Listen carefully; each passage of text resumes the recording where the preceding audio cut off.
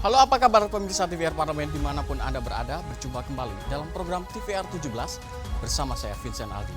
Tepat pukul 17 waktu Indonesia Barat, kami hadirkan kepada Anda sejumlah informasi paling baru dan menarik tentunya seputar kinerja dan kegiatan TVR RI yang telah disajikan oleh redaksi TVR Parlemen.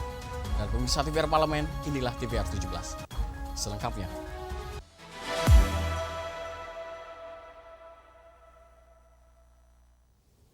Pemirsa, guna menindaklanjuti penanganan kasus pagar laut, Komisi 4 DPR RI mendesak penjelasan investigasi atas tindak lanjut penertiban pagar laut oleh Kementerian Kelautan dan Perikanan. Guna menindaklanjuti penanganan kasus pagar laut, Komisi 4 DPR RI mendesak penjelasan investigasi atas tindak lanjut penerbitan pagar laut oleh Kementerian Kelautan dan Perikanan. Anggota Komisi 4 DPR RI Rohmin Dahuri mendukung langkah strategis KKP yang telah bertindak cepat dalam penyelesaian kasus pagar laut yang sebabkan kerugian negara hingga 116,91 miliar rupiah per tahun. KKP telah menyegel dan menetapkan pelaku pemasang pagar laut untuk dikenakan denda administratif. Sedangkan untuk penanganan kasus pidana, kewenangannya diberikan kepada Bareskrim Polri.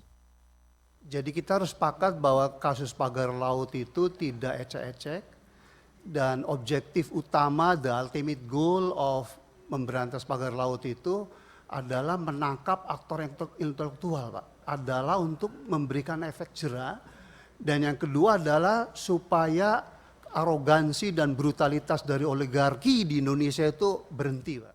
Sementara itu, anggota Komisi 4 DPR RI Johan Rosihan menambahkan, KKP seharusnya lebih aktif bekerja sama dengan aparat kepolisian untuk melaporkan seluruh pelanggaran dan kerugian yang terjadi pada kasus pagar laut berdasarkan dasar hukum Undang-Undang Darurat Nomor 7 Tahun 1955 yang mengatur terkait tindak pidana kejahatan ekonomi. KKP itu melapor ke aparat penegak hukum bahwa telah terjadi kerusakan di laut, terjadi pelanggaran di laut yang mengakibatkan kerugian negara. Dan ini cukup untuk kita menggunakan Undang-Undang Darurat Nomor 7 Tahun 55. Telah terjadi tindak pidana kejahatan ekonomi. Ferdian dan Divo, TVR Parlemen melaporkan.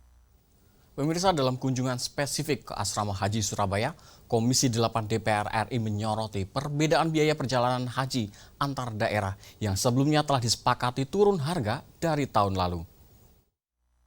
Dalam kunjungan spesifik ke Asrama Haji Surabaya, Komisi 8 DPR RI soroti perbedaan biaya perjalanan haji atau BPIH antar daerah yang sebelumnya telah disepakati turun harga dari tahun lalu.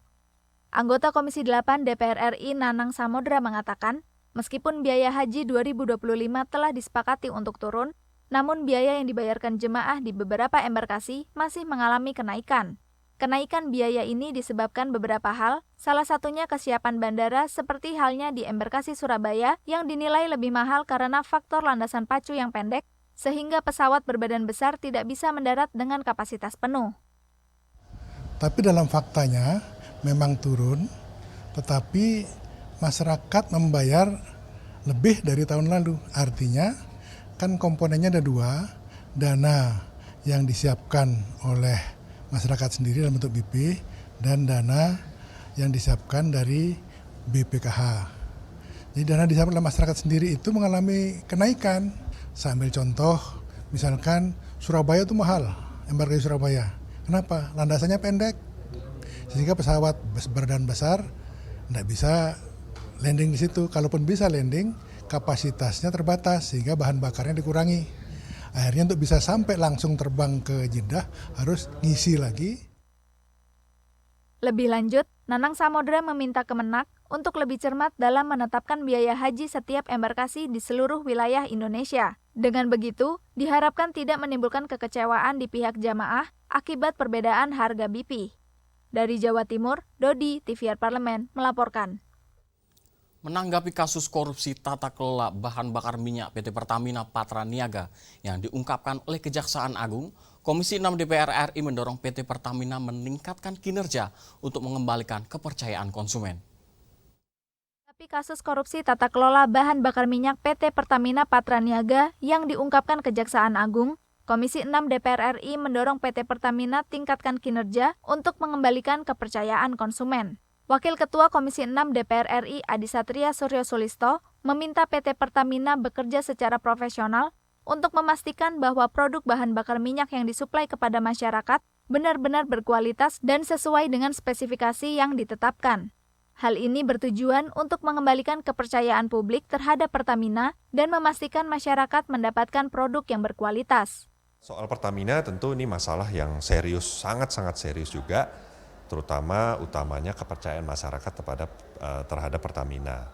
Kami Komisi 6 sudah menjadwalkan untuk segera rapat dengan Pertamina untuk mendengar langsung masalah BBM ini yang katanya oplosan dan blending dan lain sebagainya untuk dijelaskan kepada kami. Kami juga sudah memantau, ini memang tingkat kepercayaan masyarakat sedang rendah-rendahnya terhadap Pertamina. Kami ingin masalah ini segera beres, masalah kualitas yang dijual dan dijanjikan itu memang sesuai dengan apa yang dibayar atau didapatkan oleh konsumen.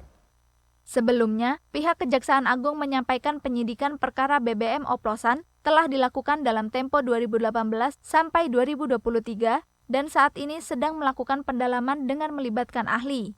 Komisi 6 DPR RI akan terus menindaklanjuti dan mengawasi keseluruhan proses investigasi dugaan pengoplosan BBM oleh PT Pertamina Patraniaga. Helmi dan Rifki, TVR Parlemen melaporkan. Jelang Ramadan dan Idul Fitri, belasan ribu karyawan Sritek justru terkena badai pemutusan hubungan kerja. Padahal pemirsa, Sritek pernah membawa nama Indonesia ke kancah internasional dengan memasukkan pakaian militer ke lebih dari 33 negara di dunia. Lantas apa tanggapan DPR RI terkait pilotnya PT Sritek? Dan kami hadirkan usai jeda, tetaplah di TVR 17.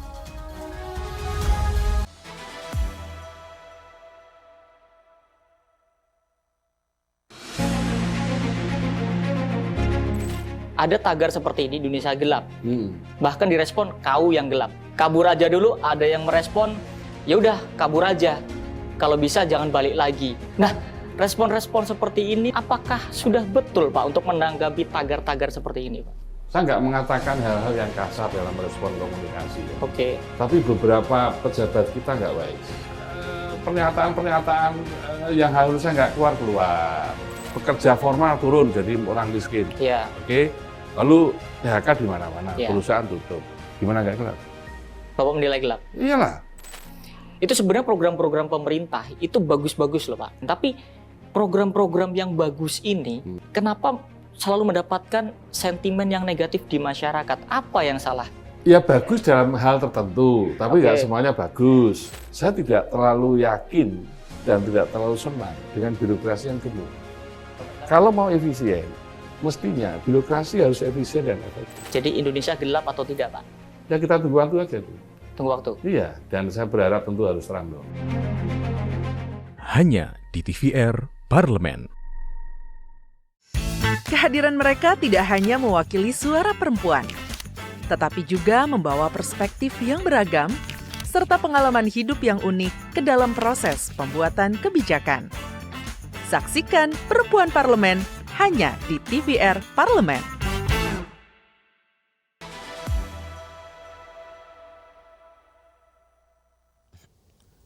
Terima kasih Anda masih bersama kami di TVR 17 pemirsa.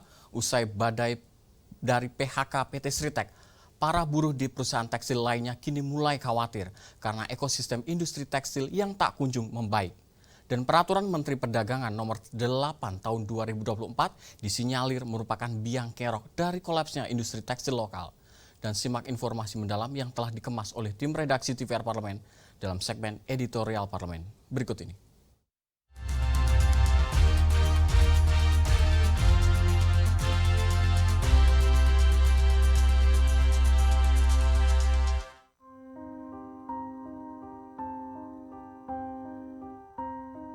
Tangis pekerja Sritek pecah pasca perusahaan tempatnya menggantungkan hidup resmi berhenti beroperasi. Hampir 11.000 pekerja di 4 pabrik Sritek di PHK usai Mahkamah Agung memutus kasasi pilot atas raksasa tekstil ini. Jelang Ramadan dan Idul Fitri, belasan ribu karyawan Sritek justru terkena badai PHK. Pencairan hak-hak karyawan mulai dari pesangon, THR, serta BPJS Ketenagakerjaan pun belum menemui titik terang. Padahal, Sritek pernah membawa nama Indonesia ke kancah internasional dengan memasuk pakaian militer ke lebih dari 33 negara di dunia. Di masa jayanya, Sritek berkontribusi besar terhadap keuangan negara. Di balik itu, ada jasa-jasa besar para pekerja yang kini di PHK. Ketika mempersiapkan Ramadan dan Idul Fitri, tentunya 10.000 ini kan perlu income. Kita tahu bahwa di daerah pabrik yang pernah saya kunjungi itu kan banyak punya multiplier effect. Pertama apa? Makanan, jajanan yang dilakukan oleh pekerja. Kedua, kos-kosan. Tidak hanya itu, gelombang PHK diprediksi tak berhenti di Sritek. Para buruh di perusahaan tekstil lainnya kini mulai was-was karena ekosistem industri tekstil yang tak kunjung membaik. Peraturan Menteri Perdagangan Nomor 8 Tahun 2024 disinyalir merupakan biang kerok dari kolapsnya industri tekstil lokal. Regulasi ini disebut tak berpihak pada industri dalam negeri karena menghapus pertimbangan teknis impor yang mempermudah masuknya impor pakaian jadi. Karenanya, pasar lokal dibanjiri produk impor dengan harga super murah dan produk lokal tak mampu bersaing. Kita ingin dari aspek regulasi ini juga dilakukan evaluasi, regulasi apa yang kemudian membuat kasus Sritek ini terjadi. Kita juga mendorong agar pemerintah melakukan langkah-langkah mitigatif ya, sehingga apa yang terjadi pada Sritek ini tidak terjadi ya, tidak berulang pada perusahaan yang lain ya, karena akan menjadi presiden ya jika kemudian tidak dilakukan evaluasi, tidak dilakukan langkah mitigatif agar ke depan industri kita, industri tekstil khususnya atau industri manufaktur secara umum ini bisa bertahan ya, meskipun pukulan ekonomi, tekanan global ini tetap akan sangat mungkin kita hadapi di masa yang akan datang.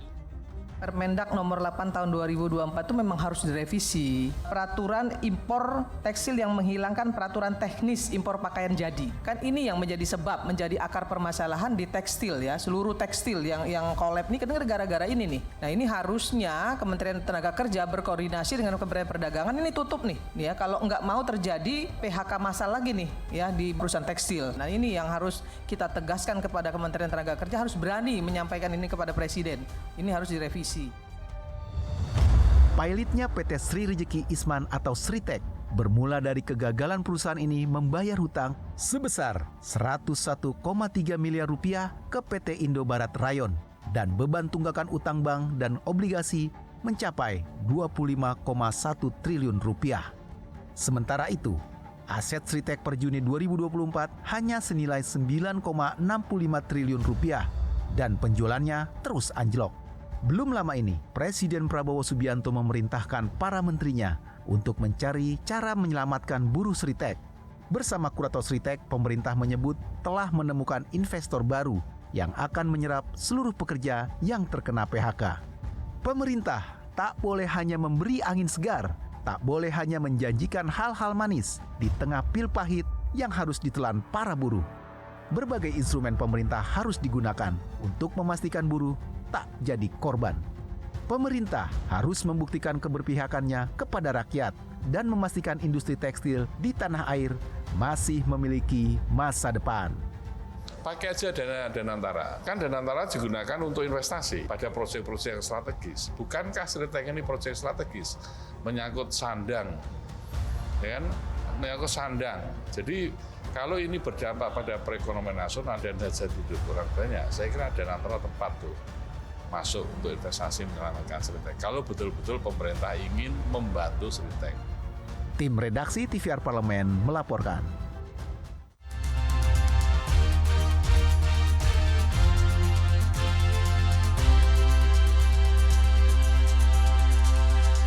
Pemirsa, PT Sritek telah resmi ditutup setelah 58 tahun beroperasi di Indonesia. Dan hal ini menyusul putusan Mahkamah Agung yang menolak permohonan kasasi atas putusan Pengadilan Tata Niaga Semarang di akhir tahun 2024 lalu. Informasi selengkapnya kami hadirkan sesaat lagi, tetaplah di TVR 17.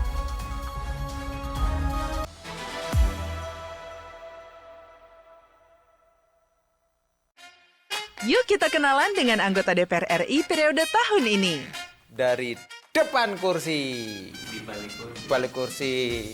Gini, di balik kursi. Aku ingin menjadi sesuatu yang mungkin bisa kau rindu. Asap kahiji, rukun sakabehna. Itulah pokok nama.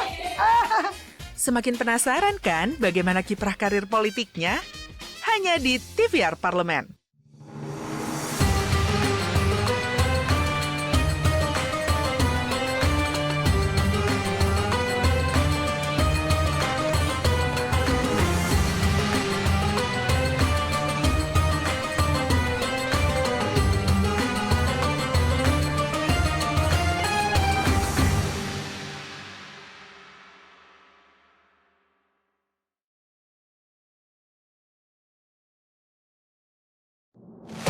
Bapak Ibu ini kan orang-orang pintar setahunya saya di Kemendikbud. Ya, hakim yang memutuskan vonis bebas mereka sakit semua. Kalau memang ada yang terlibat, langsung pecat Pak, langsung beri sanksi. Usulkan.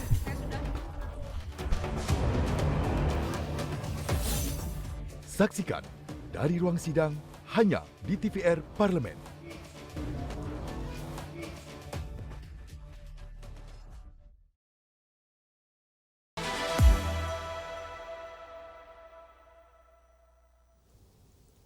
Kembali di TVR 17 pemirsa, imbas dari tutupnya PT Sritek, lebih dari 10.000 pegawai Sritek di PHK. Komisi 9 DPR RI menegaskan beberapa hak para pekerja Sritek yang di PHK seperti pesangon, THR, dan jaminan hari tua yang harus mendapatkan prioritas. Untuk selengkapnya berikut laporan rekan kami Nazia Sudirja dari Gedung DPR RI Senayan, Jakarta. Silakan Nazia. Baik pemirsa TVR Parlemen dimanapun Anda berada, seperti diketahui bahwa Mahkamah Agung menolak permohonan kasasi yang diajukan oleh PT Sritek sehingga PT tersebut akhirnya resmi ditutup dan mengakibatkan lebih dari 10.000 karyawannya di PHK. Lantas seperti apa nih tanggapan dari DPR RI, terutama dari Komisi 9 DPR RI terkait dengan pemutusan hubungan kerja terhadap lebih dari 10.000 karyawan akibat tutupnya dari PT Sritek ini? Telah hadir bersama kami pemirsa Bapak Edi Wuryanto, anggota Komisi 9 DPR RI dari fraksi PDI Perjuangan. Baik Pak, terkait dengan hal yang baru saja terjadi, yakni terkait dengan PT Sritek yang ditutup secara permanen nih Pak. Ini menyebabkan lebih dari 10.000 karyawannya di PHK. Dari Komisi 9 sendiri ini seperti apa nih Pak? Pertama saya prihatin karena janji pemerintah di awal Oktober kalau nggak salah yang ingin menyelamatkan Sritek agar tidak pilot, tidak terbukti. Nah sekarang kan sudah inkrah di Mahkamah Agung, kekuatan hukumnya tetap. Maka mau tidak mau sekarang tergantung pada kurator. Nah tentu Komisi 9 karena harus melindungi pekerja, kami harus menjamin hak-hak pekerja yang di PHK itu dipenuhi dengan baik. Jadi kurator ini harus memprioritaskan setelah nanti penyelidikan, identifikasi atau dijual, siapa pembelinya, hasil penjualan itu nomor satu yang diselesaikan adalah hak pekerja. Hak kerja itu pertama uang pesangon harus kan, sudah diatur dalam regulasi. Yang kedua adalah THR, mesti dapat nih THR yang dalam waktu pendek ini. Yang ketiga kalau dia didaftar ikut misalnya jaminan hari tua, JHT-nya harus diperoleh. Yang ketiga jaminan kehilangan pekerjaan. Yang kelima kalau dia masih menjadi peserta BPJS, masih ada 6 bulan itu berhak memperoleh layanan kelas 3 meskipun dia nggak bayar. Nah, syukur-syukur pemerintah ngasih kredit usaha rakyat bagi mereka yang kena di PHK. Syukur-syukur juga misalnya anak-anak yang kena PHK tetap mendapat PIP, program Sekolah Pintar atau KIP. Ini hal-hal yang harus dilakukan oleh kurator dan pemerintah harus support di sini. Jadi saya menghormati keinginan pemerintah untuk menyelamatkan Sritek, tapi tidak usah jauh-jauh dulu, tutup bukunya. Itu hak karyawan yang kena PHK ini diselesaikan dulu. Kalau kok nanti kemudian kurator dan pemerintah bisa menjual Sritek dan ada pembeli, maka itu babak kedua. Kalau dia mau rekrut lagi, tentu karyawannya mulai dari nol kan. Nah ini baru jilid keduanya. Yang terakhir nih Pak, ini kan lebih dari 10.000 tenaga pekerja yang kemudian di PHK. Nah ini dari Komisi 9 sendiri seperti apa mendorong agar peluang kerja mereka tetap didapatkan di tengah kita sedang mengalami yang namanya Indonesia gelap kalau menurut masyarakat ya Pak. Dan banyak hashtag kabur aja dulu. Nah ini kan sedang booming di masyarakat. Kemudian ini lebih dari 10.000 pekerja di PHK. Kalau dari Komisi 9 mendorong agar peluang mereka bekerja lagi ini seperti apa nih Pak? Ya kan di Kementerian Tenaga Kerja ada jaminan kehilangan pekerjaan. Di dalamnya ada skema pendidikan pelatihan, ada skema informasi lowongan kerja baru atau link and match-nya itu kan di Kemenaker kan. Nah itu ada, diaktifkan saja jaminan kehilangan pekerjaan. Kalau tidak salah kemarin ada 1 juta yang diskemakan untuk itu. Nah kalau 1 juta dikurangi 10.000 karyawan Sritek kan tidak ada nilainya tuh. Jadi jaminan kehilangan pekerjaan yang digunakan untuk itu. Dan 1 tahun anggarannya untuk 1 juta orang. Ini kalau Kemenaker bisa mengaktifkan JKP ini menurut saya sudah berguna. Nah yang kedua tentu ya harus merubah skill dong. Ini merubah skill kan tidak mudah juga. Atau wira swasta dong. Maka saya usulkan kalau ada yang punya wira swasta kasih KUR dong, kredit usaha rakyat yang tidak terlalu membebani dong. Ini bagian penting dari upaya yang bisa kita lakukan. Maka pemerintah betul-betul siaga betul nih. Kan sudah ada tantangan Indonesia gelap. Karena pertumbuhan ekonomi kita yang menurun, karena investasi yang lambat, karena efisiensi dampak, karena daya saing perusahaan kita dengan perusahaan asing yang nggak mungkin lagi kompetitif, karena masuknya barang-barang impor yang tidak terkendali oleh Menteri Perdagangan, karena banyaknya PHK, kan semakin gelap nih. Jadi ini kerja keras pemerintah, Pak Presiden dan Pak Menteri, mudah-mudahan itu bisa diselesaikan dengan baik. Terima kasih Pak Edi atas waktunya. Baik pemirsa, itu tadi wawancara saya dengan Bapak Edi Wuryanto, anggota Komisi 9 DPR RI dari fraksi PDI Perjuangan terkait dengan kasus PHK dari PT Sritex yang baru saja terjadi. Dan tadi disampaikan Pak Edi bahwa ini merupakan pekerjaan yang cukup berat bagi pemerintah untuk kemudian mencarikan solusi bagi para tenaga kerja yang di PHK di PT Sritex yang kira-kira sekitar lebih dari 10.000 tenaga kerja pemirsa. Dan tadi juga disampaikan bahwa Komisi 9 akan mendorong pemerintah untuk segera menyelesaikan penjualan aset dari PT Sritex ini sesegera mungkin, kalau bisa sebelum Lebaran nanti, karena mereka yang di PHK ini menunggu THR-nya untuk bisa didapatkan. Baik pemirsa, demikian yang dapat kami sampaikan. Saya Nazia Sudirja, kembali ke studio. Selanjutnya pemirsa, apa saja yang menjadi sorotan di media online nasional pada hari ini? Usai jeda tetaplah di TVR 17.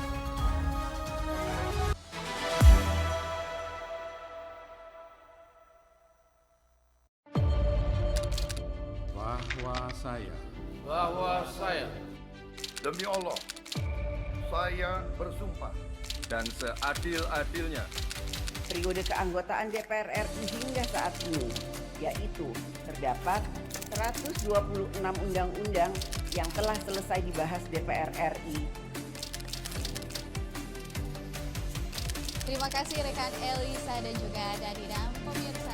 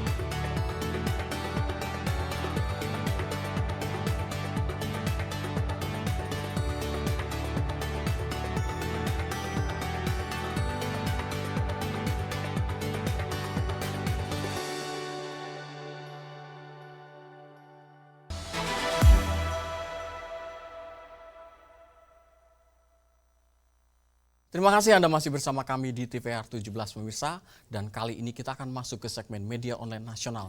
Dan mari kita simak isu apa saja yang menjadi sorotan media serta tanggapan dari sejumlah anggota Dewan bersama rekan kami, Anggun Oktarini. Silakan Anggun.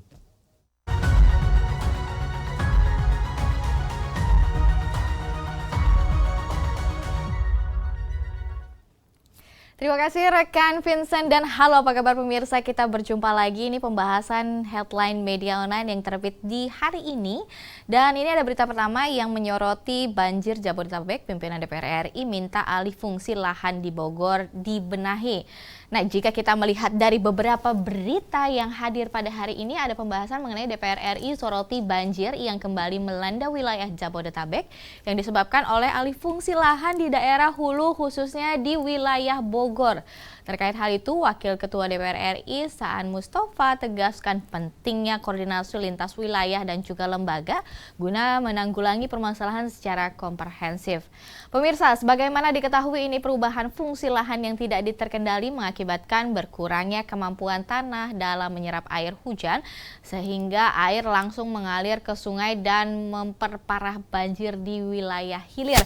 Pemerintah pun baik pemerintah pusat dan daerah, ini pihak terkait diminta berkoordinasi atas banjir termasuk pengelolaan lahan dan infrastruktur yang optimal agar banjir tidak berulang setiap tahunnya. Di tahun-tahun sebelumnya banyak sekali kejadian longsor yang disebabkan oleh daya serap tanah yang kurang. Kali ini banjirnya, nah semoga nanti di tahun mendatang ini sudah ada perbaikan dan perhatian langsung dari pemerintah. Baik pemirsa, kita akan beralih ke berita selanjutnya yang menjadi headline di media online.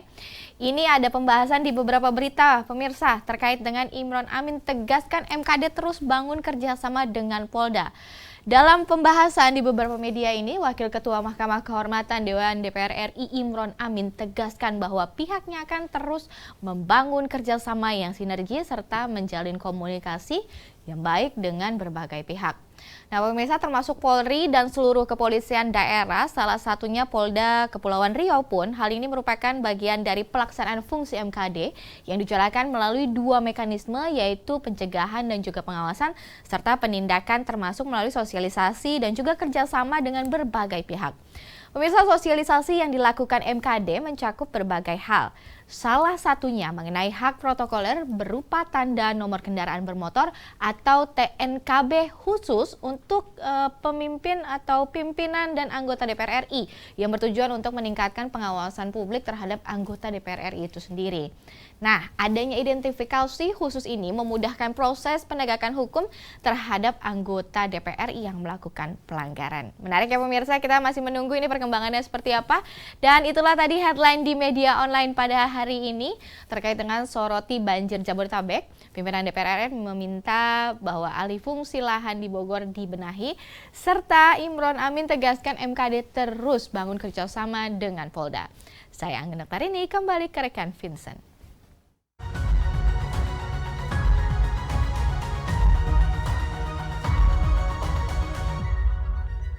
Terima kasih rekan Anggun Oktarini yang telah menyampaikan sejumlah update sorotan dari media online nasional pada hari ini. Dan pemirsa, segmen media online tadi sekaligus menutup program TVR 17 edisi sore hari ini. Saya Vincent Aldi beserta seluruh kru TVR Parlemen yang bertugas mengucapkan terima kasih dan pamit undur diri dari hadapan Anda. TVR Parlemen, referensi Indonesia.